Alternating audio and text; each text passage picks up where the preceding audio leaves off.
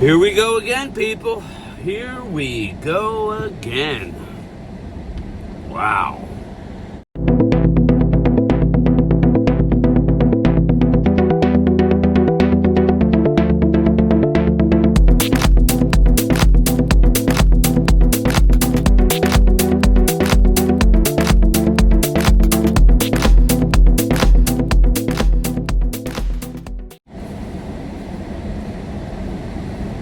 Good morning, everybody. Game Time Brian, otherwise known as the mailman, heading out into this wintry mess. Nothing is melting. Nothing's melting out here, people. Nothing's melting.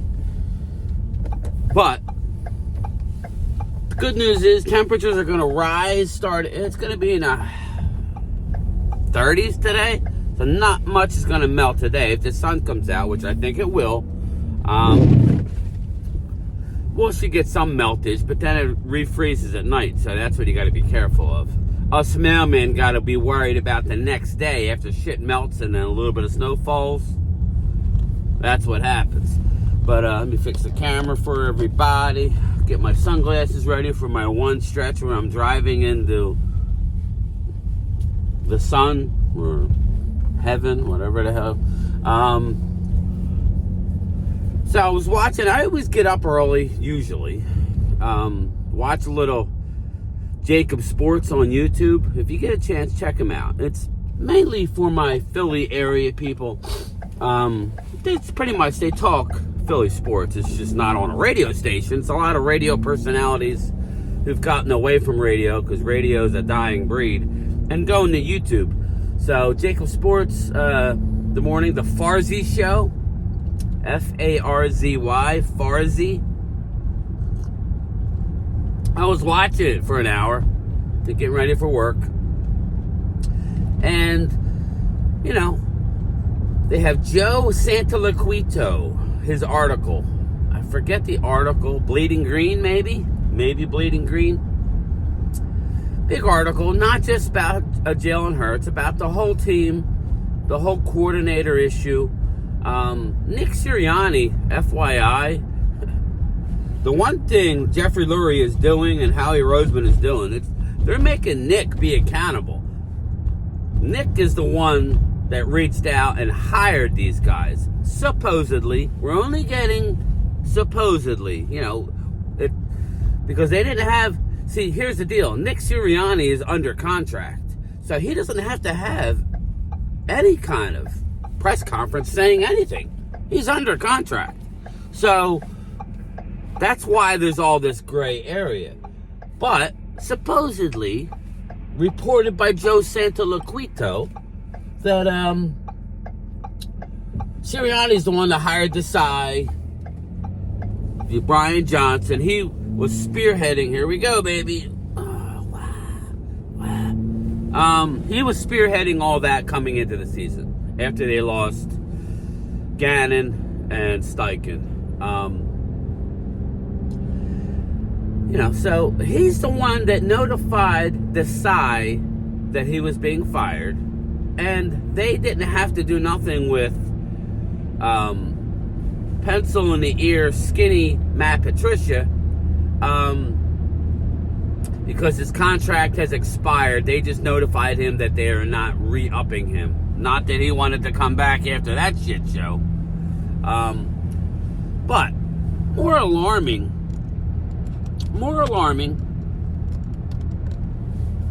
is players. And here we go. They're saying Jalen Hurts is a good guy. All right? They're saying Jalen is a good guy, but he is aloof. What was the term? I don't want to get it wrong. Not snobby, but along those lines. He's aloof. I'm just going to go with snobby or feels higher of himself and unapproachable in the locker room. He's salty, really doesn't want to talk. Kind of like how he is in the media until he has to speak. You know what I mean? Until he has to speak. Like McCarthy, like all the players. They're all required to have a certain amount. I mean, when you take the head coach job of the Cowboys, you're required to do a certain amount of media. It's in your contract. You can't say no. So, you know, that's why McCarthy won't always have the best attitude. Well, Jalen, in his first year of his mega deal, it don't look good, people. I'm just telling you. It had nothing to do with the on-field play that was not good this year. They went on to, Farsi went on to say about the safety in the end zone against Tampa Bay. Uncalled for. The rollout, Dak Prescott-esque, where he takes the sack instead of throwing it away. You know something's going on in his mind when Jalen Hurts don't throw the ball away, because Jalen Hurts is the one guy who does throw the ball away. He gets out of the pocket and throws the ball away. And remember when I said about the offensive line, the Eagles' offensive line right now, as of right now, is really good. And he has all day to throw the ball, okay? They said he held on to the football longer than any quarterback in the NFL. I mean, by a lot. Waiting for the big play instead of taking the check down. Maybe you don't want to be named the check down Charlie. There's a happy medium there, people. People say, oh, well, Dak's a check down Charlie. Sometimes Dak gets a little too carried away and wants to take the big shot downfield. And sometimes it's better to take the check down. It's a happy medium. It's easy for us fans, to look at the All-22, because, we can get the All-22 on YouTube, and say, well, this guy was wide open. Every play, somebody's open, usually, at some point during the play. There are times when a team just locks you down, plays a great defense, plays two safeties deep, locks you up at the line of scrimmage, and dares you to go over the middle of the field, like Green Bay against Dallas. And it looks like shit. And even in there were guys open. But, again, it's not easy playing quarterback in the NFL. So it's just like, no news is good news if you're an Eagle fan and you want Sirianni back. Very, very interesting. It looks like they're taking the same the same tact with Sirianni. Now, I don't know how many years Sirianni has on his deal, but he can't be getting paid what McCarthy's getting paid to coach the Cowboys. I'm already on record saying I do not like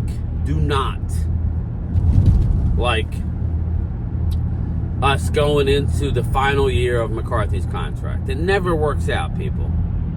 Unless something changes there, we're not winning the division next year. I'm just gonna go with that. So I'm just telling you, unless we go out and do amazing things, which I'll hold my breath for that, because we haven't done amazing things in the offseason in quite some time. As a matter of fact, we do the opposite. We do nothing. It's like walking in the desert,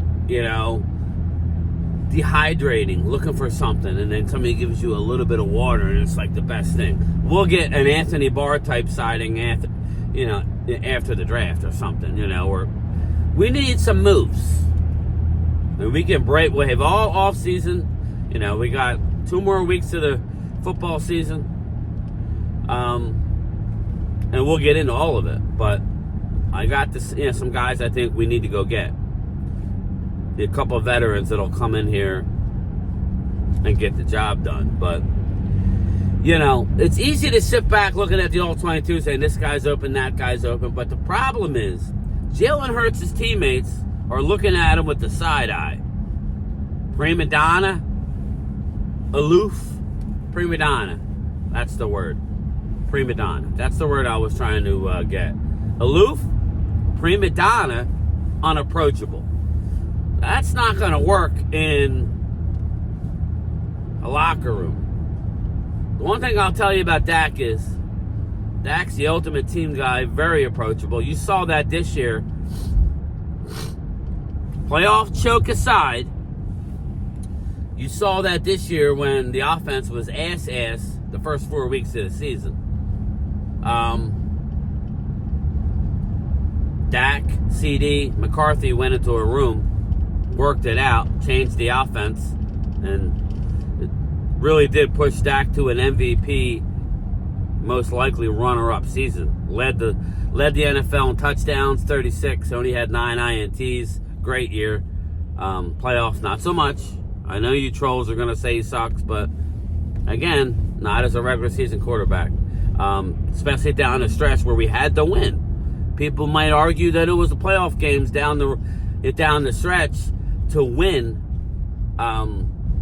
It's easy to lose those games. Look at the Eagles. You go to the New York Giants and get smoked against a horrible Giants team.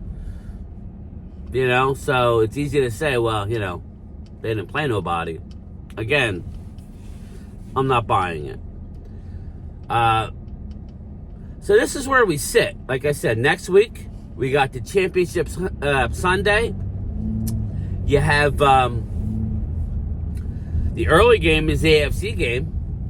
Shout out to the Kansas City Chiefs. They really surprised me. Buffalo, you want to talk about choke? Buffalo choked to Josh Allen. You know, I don't think Josh Allen played bad, but he's the quarterback, right? If it was Dak, damn. Like if it was Dak, yeah, you may hear something different. So